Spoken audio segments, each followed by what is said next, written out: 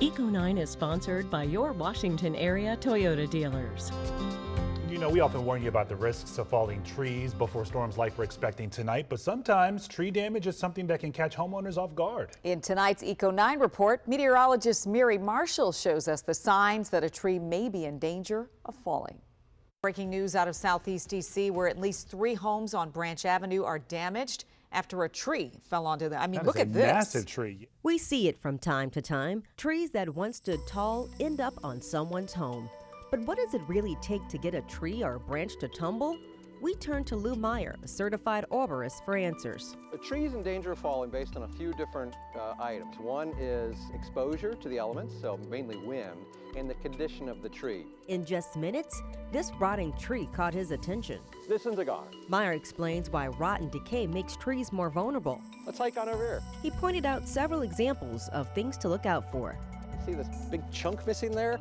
I mean, that's inner decay. When you have pockets of decay 15, 20 feet up, that doesn't have that excessive growth, and that's where the tree pops. Also, pay attention to the shape of the tree. When you see a tight V like this and you see this bulge, this is the tree trying to outgrow the decay. And when the wind comes along, it doesn't always end well. And they're blowing around. All that pressure's right here, and if there's a pocket of decay, that's where you see trees split.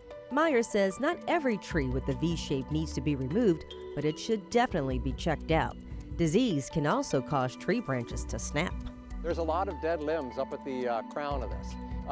Hard to see from the ground, but there's a disease called hypoxylon canker. It's a fungal vascular disease. And weather plays a big role, especially in spring and summer.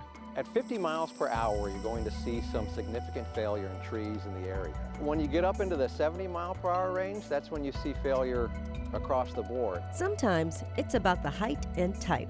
Meyer says tall, skinny trees are more likely to fall in high winds because they catch more wind at a higher area. Tulip poplars and maples tend to snap, while oaks and hickories will uproot more easily.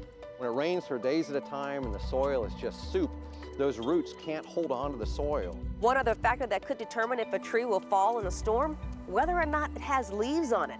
Experts say having leaves on a tree could increase the risk of it falling. Leaves in trees catch the wind. It creates a sail-like effect, much like a boat.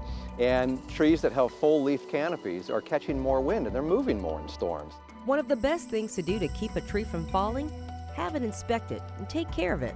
After all, trees take care of us. Benefits of trees are great, so you shouldn't fear them. Surrounded by trees, Mary Marshall, WUSA 9.